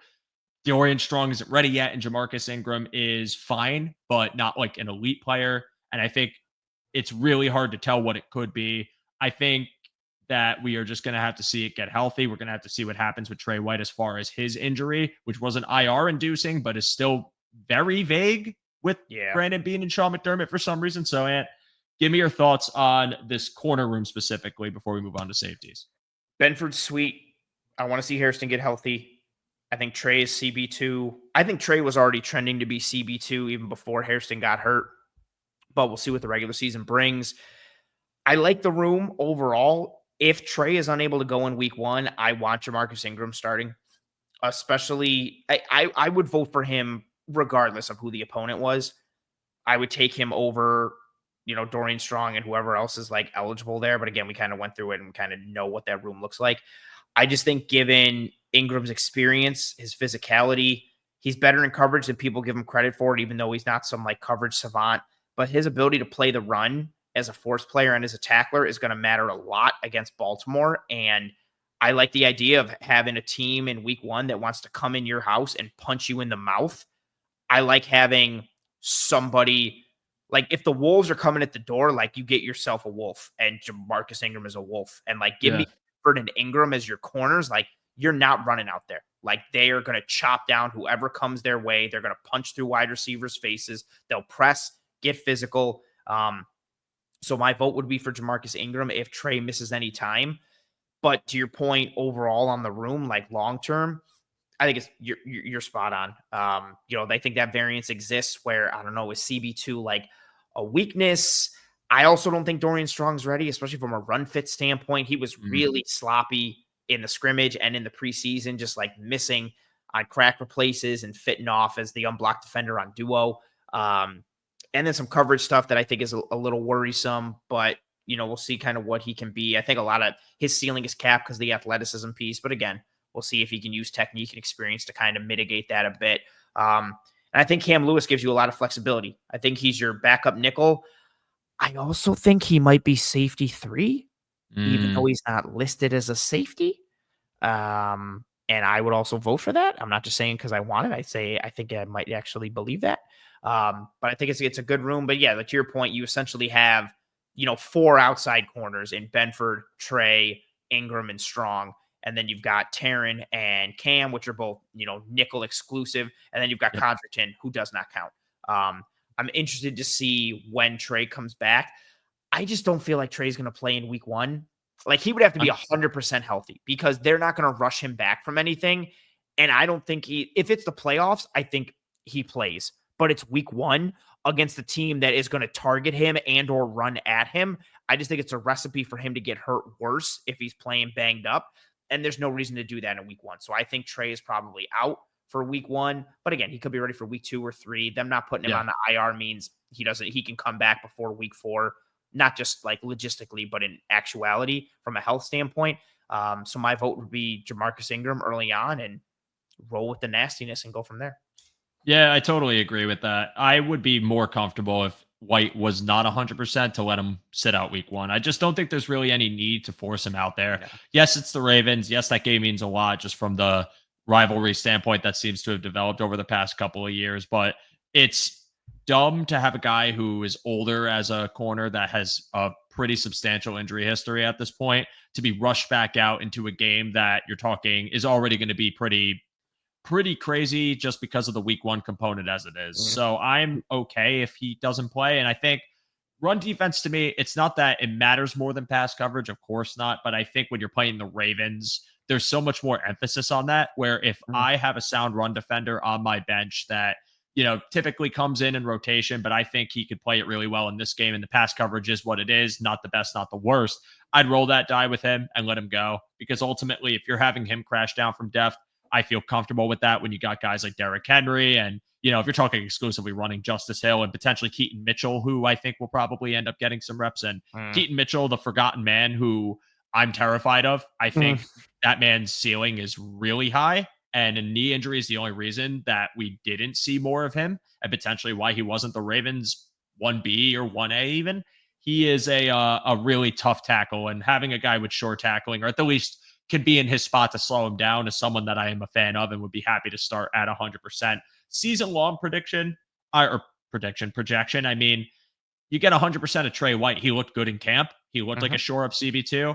The luxury you have of Trey White being your CB2 while a rookie is working in is really nice. And I love the way they constructed the room at full health. I hope they see that full health because if they do, while I do think it's high variance, I think that it can be a very good, or at the least a very stable room, which they've needed that stability at CB2, after Rasul Douglas came in and showed you the flashes of what that can look like with Christian Bedford, only to take a step back that following year. It'd be really nice to have some assurance from not just Trey White, but also potentially Max Hairston working in back from his injury in his rookie season. And the depth you have in this room, again, like Jamarcus Ingram, we just talked about. Dorian Strong is a rookie. He's figuring it out. I don't think there's going to be a lot of pressure, knock on wood, on him right away to come in and make immediate impact, as much as it's like late game, occasional rotation, and just trying to get your late round draft pick experience as best as you can, which is hopefully not in an absolute pinch. But I like the player. I like the prospect. I like what he can bring to the table. If that's actually realized, we'll have to see. And for the nickel, there's no questioning Taron Johnson. He's going to play. He's going to hit himself really hard and come off the field and scare everybody, then come back on the field to play later. It's like, I can't even, I'm trying to think of what that reminds me of, but I'm too tired. Sean Dolak. Yeah, it reminds me of Sean Dolak and Dwayne Carter. Wouldn't have to worry about CB2 if they drafted Sean Dolak. Yeah, that's totally true. He can put another back. Here we go. Brandon Codrington is never going to see the field, hopefully, but as a returner, I loved him as a returner. I think I didn't think it was a bad thing to bring in like a Chenault or other players to compete, but I think Codrington did well enough in the role where it's justified to keep him. Just stay healthy, and you got it. Who's a great returner? Who's a great returner, Ant? Who's a great returner? I'm curious. Sean Dolak. Moving on to safety, unless you have any final thoughts on cornerback. No, I just think. No, I'm good. A new safety room, 4 on the roster, unless you want to Cam Lewis count it both ways, but it's 4 on the roster. Taylor Rapp, Cole Bishop, DeMar Hamlin, Jordan Hancock, another variance room. Although what I will say is, I think you know what you get with Taylor Rapp and DeMar Hamlin, at least, if it does have to be that. I liked Jordan Hancock in the preseason, not as a starter, but I liked what he could become. And I think that he made some good plays in addition to the plays where he was out of place, effed up in coverage, wasn't the greatest of run defense. I think there's a lot of work to be done. And I think Sean McDermott saying that proves that they had a very large vision in mind for Hancock, where I feel like this guy will become not even just a depth safety, but really Swiss Army defensive player in general. Kind of like a Cam Lewis, but I think maybe more hats. We'll have to see.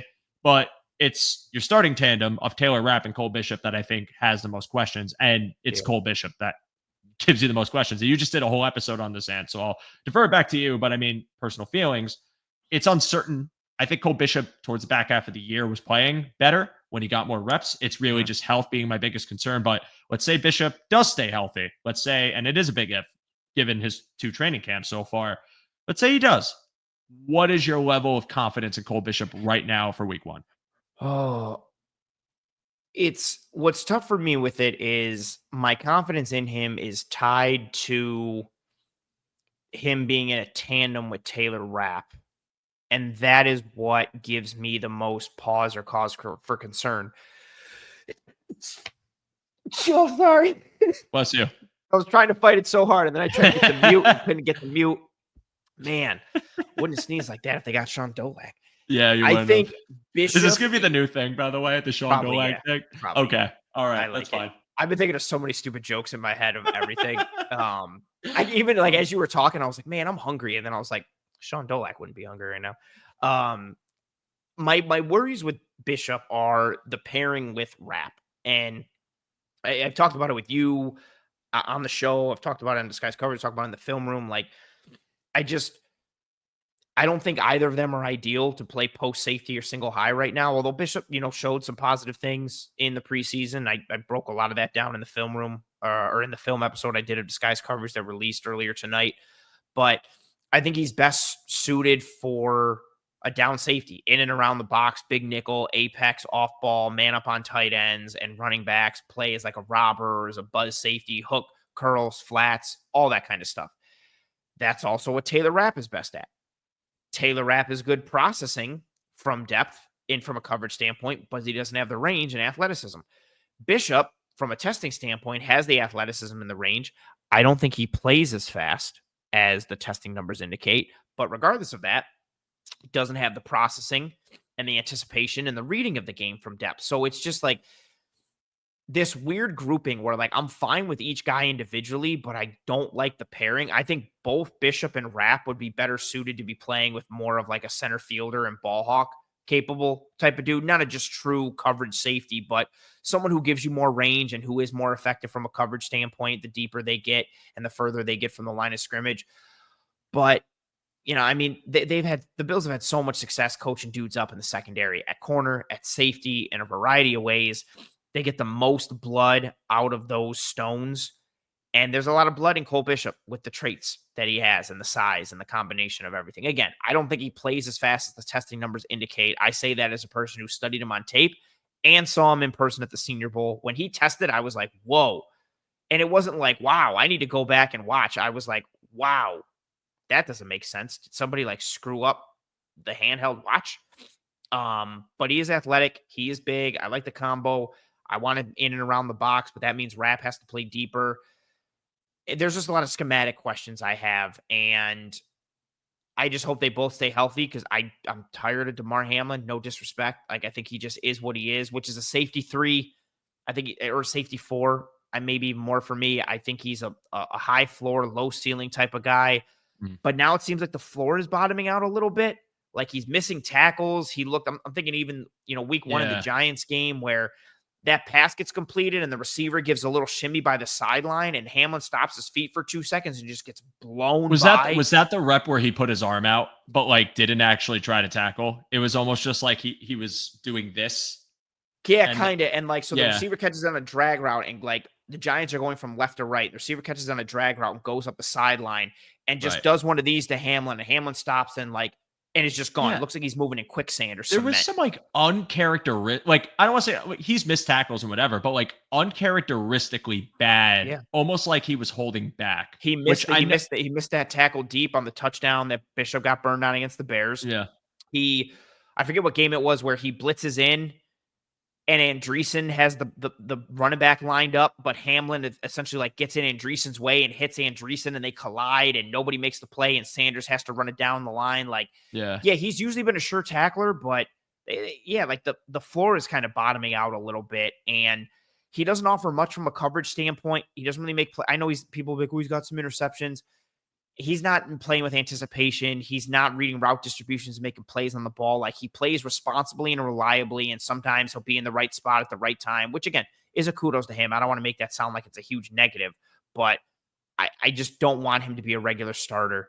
I feel and I fear that could happen. Like if Bishop struggles or if he gets hurt or Rapp gets hurt, I get it if Hamlin has to come in for a game or two, but like I just don't want to see any more stretch of DeMar Hamlin. And if it's like Hamlin and Rapp, you have the most unathletic safety combination in the league. The least rangiest safety tandem in the league if it's Rapp and Hamlin. And that scares me a little bit. But again, I think Cam Lewis is safety 3, or I hope he is. I like Jordan Hancock. I think you nailed it, though. He needs to work on the details and the processing piece, but the athleticism is there. The juice is there. Right. The versatility is there. I like it. I'm encouraged. Maybe he's the starting safety next year. I like that he can learn from Taylor Rapp and Jordan Poyer, and we'll see what he can become. Yeah, hopefully he learns the good components of safety from Taylor Rapp and not the heat-seeking missile even on your own teammates in practice component, which I'm only joking because I know Taylor Rapp isn't doing that intentionally. I just think it's funny how, like, I've defended him as like, nah, he just plays hard and it's practice, but then it keeps happening. And I'm like, it's getting harder to defend you, Taylor. Please stop hurting people. We can do this to the other team. We can't do it to us. But to go back onto the conversation, yeah, I mean, when it comes to Damar Hamlin, I think not that anything you said was invalid because it's totally true. It's spot on. But I think it was also like the conversation of Damar Hamlin is just centered around the fact that he somehow keeps ending up in this position when no one wants him to, but also like, I don't even think it's expected for him to. And last season, I don't think he was ever anticipated to be safety too. I think it was always planned to be Rapp and Bishop. And then, or at the very least anticipated they wanted it to be Rapp and Bishop when camp started. And then, of course, Bishop gets hurt. They had Mike Edwards. He also got hurt. And it's like, hey, it's me. I'm here, still here. Let's do this. And then he got the most starting reps, and they didn't want to disrupt the tandem.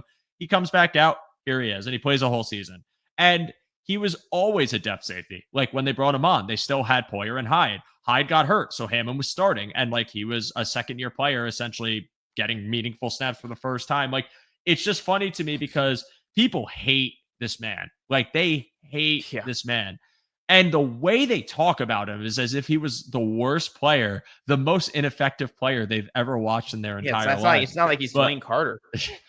But I mean, he's no Sean Dolak.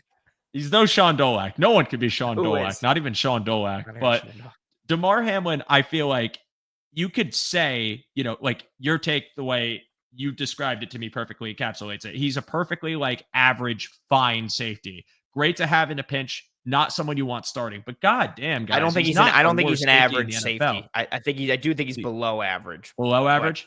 Okay. The point I'm trying to make is I don't think he's the worst player in the NFL, but I also would not like him to start it. And I think the nuance in that conversation can happen, but the vitriol the man gets, I think is just insane. It's crazy how much, like, especially with where the turn, like, he started, right? And made a couple plays near the line of scrimmage and blitzing, and people were blowing him up like he's the next big thing. People were talking about him like he's great, he's so good, this and that. 2022. And I remember being like, no, he's not. Like, what are we doing? Like, what are you talking about? And then the Cincinnati game happens, and he becomes this like hero and beacon. And to watch that go from there to people be like, well, if he hadn't died on the field, he wouldn't even be on this roster. That pisses me off. Crazy. It's just that pisses nuts, me off so much. Like the turn and the journey. And it's crazy how much, to your point, people talk about him like he's the worst player in Bills history and is the worst football player in football. And I don't think that's the case. Again, I don't want him starting. I do think he's a depth guy. I think at this point now, he might even be more a safety 4 than safety 3. But either way, like, he's not this horrible, especially in the Bills system. Like, he's more than functional in the Bills system. But it's just crazy. Like, people were buying his merch and his jersey. Yeah. And now people were like making 3 signs. Yeah. It drives me crazy. That's the thing. Like, it's one thing to evaluate him and say, I'm not a big fan of his play. It's another thing to think he's the worst player ever. And then to make the comments about him dying on the field is ridiculous. Like, that takes it a step too far. And that always makes me angry. I think, like, talking about the room, I think now he'd probably be considered safety 4 just for the fact that you brought in a guy who has substantially better athleticism. And even if he hasn't gotten to the point of like recognition and processing that you feel comfortable with, giving him a surefire, consistent role as like your safety 2 or, you know, safety 3, like, you know, that can happen a lot easier than someone who has those same lapses and, like, again, coverage, tackling, but also doesn't have the athleticism to maybe make up for some of those mistakes. So that's why I definitely feel that. But when it comes to the starting tandem, Cole Bishop, I mean, Taylor Rapp, I feel like, again, we know what he is, and that's just like an absolute heat-seeking missile to a fault at points, not just for hitting his own teammates, but even over pursuit, over aggression, or just occasional lapses in coverage deep. I think with Cole Bishop, the sell is, well, he's an athletic player, and you could probably mold him into becoming one of those post safeties. And given Bobby Babbitt's comments about safeties in general just a couple days ago, that I think Sal Capaccio asked him the question about, well, like, do you believe in the strong or free or whatever, to paraphrase it. It was like a very interesting answer from him. But his idea is that these guys can play both. They can play deep, they can play close to the line, that they have the versatility to do it. And for Bishop, I think Bishop could be the better of the two, just for the fact that even if it's not all there mentally yet, if he could compensate for athleticism and then eventually mold into that, that'd be great. But my question is, how long does that take to happen?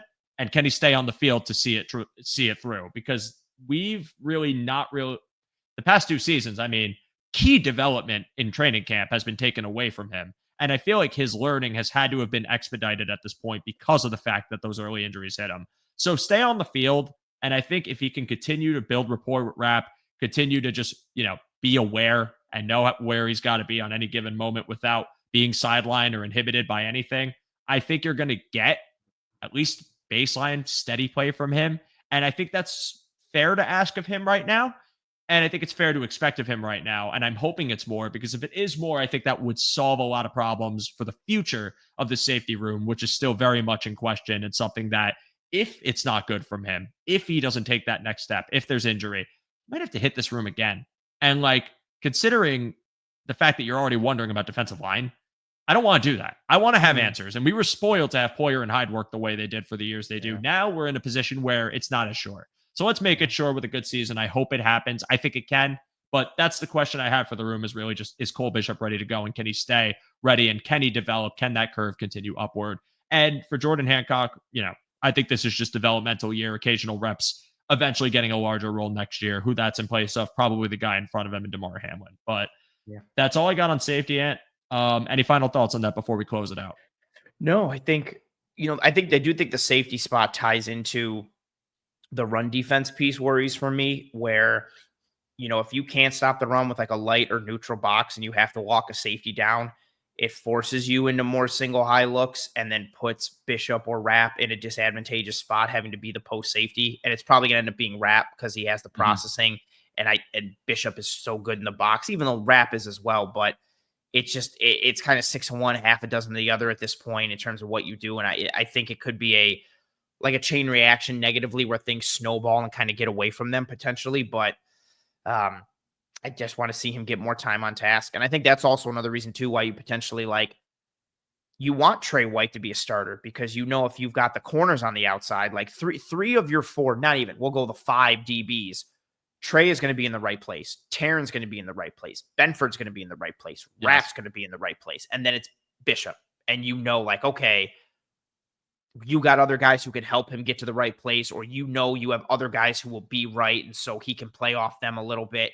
I think it's a bit of a buttress aspect for Bishop, but I'm excited to see what he can be. I still don't love the fit. I didn't love the pick when it happened. I didn't have a round 2 grade on him, but I trust the system and the Bills staff, again, getting the blood from the stone, and we'll kind of see. Again, not everybody can just hit the ground running and be a stud like Sean Dolak. Some guys need time on task. They got to work. There you go. I saw you. Yeah, that's I didn't have anything real to say there. I just wanted to bury the lead and pop a giggle. This is an all-time under review episode, in my opinion. This is great. I know, and I agree with you. It's a wait and see for a lot of these positions, and that's such an easy thing to say. But really, it's when you had Jordan Poyer and Micah Hyde, you knew what you got. When you had Stephon Diggs as your wide receiver 1, you knew what you got. I feel like there's a lot of uncertainty, but it's not, I guess, for a few positions, I could say I'm not totally pessimistic on it, but I think I'm skeptical, and safety is probably outside of defensive tackle. Just because corner, I think when healthy, I have a lot more confidence it could be serviceable at the very least. But with safety, it's I have a huge question mark, and it really stems from Cole Bishop. I hope he's healthy. I hope the time on task can happen. And what we get is a good starter, which, again, answers a lot of questions for the foreseeable future. The final group, the specialists, which is Tyler Bass, Brad Robbins, and Reed Ferguson. And I'm just going to pitch this one to you. And it's the fact of Tyler Bass's health being in question, because we saw that the Bills brought in a few kickers today. What do you think that means for Bass? Do you think he's good to go week 1, or do you think it's possible we see potential IR, or maybe just a few weeks till he ramps up? One of the kicks against the Bucks, it looked awkward, and I was like, did he just get hurt again? Is he still hurt? It just looked weird and wonky. I don't remember which kick it was.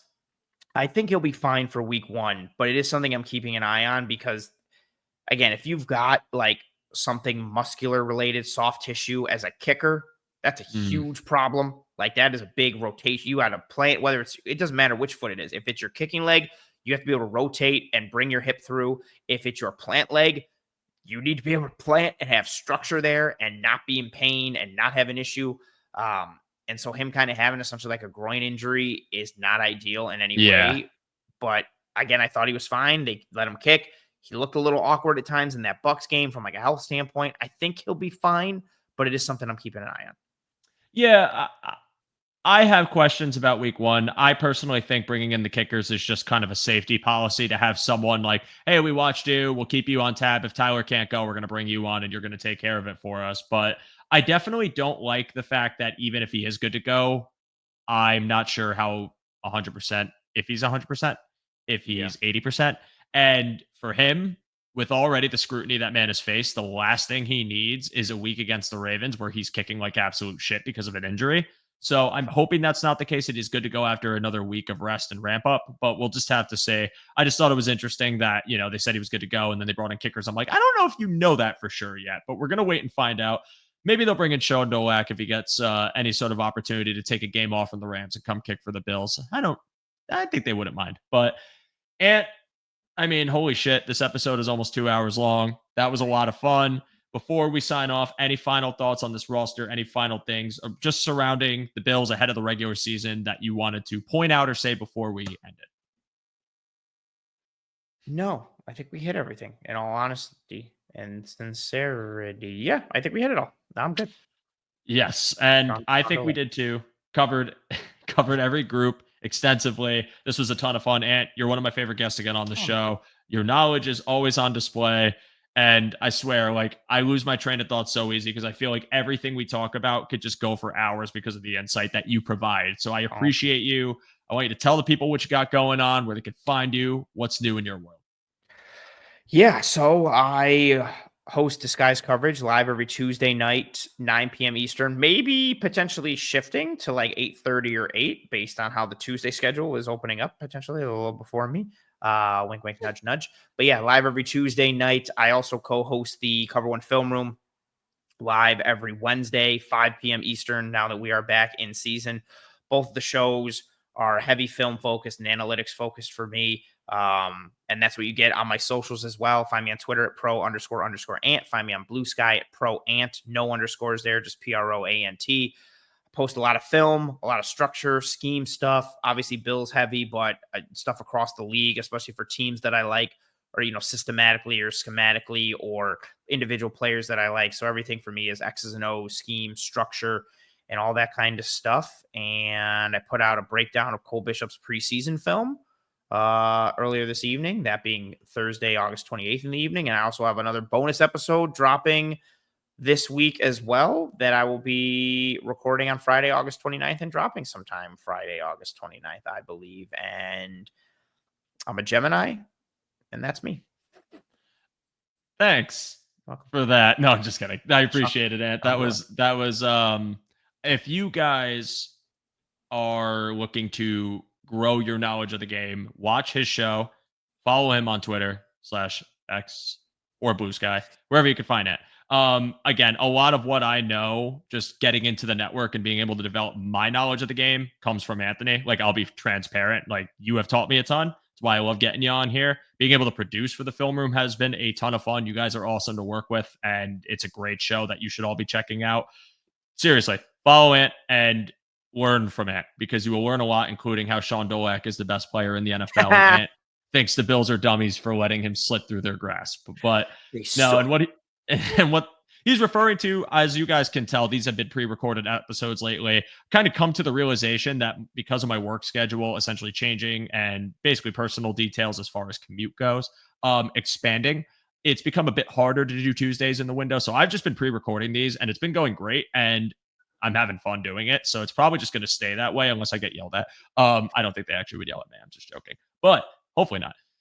That's basically been the format, and I'll probably stick with it for as long as I can and just adjust when there's Thursday night games because I know there's 2 of them this year. So stay tuned. If there's any changes on that, I'll let the good people know. But I'm going to throw up the other banner that says Joe Revois because we are going to wrap it up for the evening. You guys have been a wonderful crowd. Be sure to tip your waitresses. I appreciate the heck out of each and every one of you for tuning into this week's episode of Under Review. Again, the channel, if you could subscribe, if you're not subscribed already, we would appreciate the heck out of it. Likes and shares are greatly appreciated to all your Bills fan friends, to all your non-Bills fan enemies. All of those people who are looking for football content and perspective on the Bills, we are the ones that we can provide it to you. So feel free to check it out and subscribe if you are interested. OnePass sign up link in the description below. Man, that was a fun episode. And the good news for all of you is there's another episode coming just next week to preview the upcoming matchup against the Baltimore Ravens, a playoff rematch. But for tonight, we are going to say goodnight to you, Sean Dolak, and every single one of you that tuned in. Again, thank you all so much. Enjoy the rest of your evening. Enjoy the rest of your weekend. And as always, go Bills. Take care.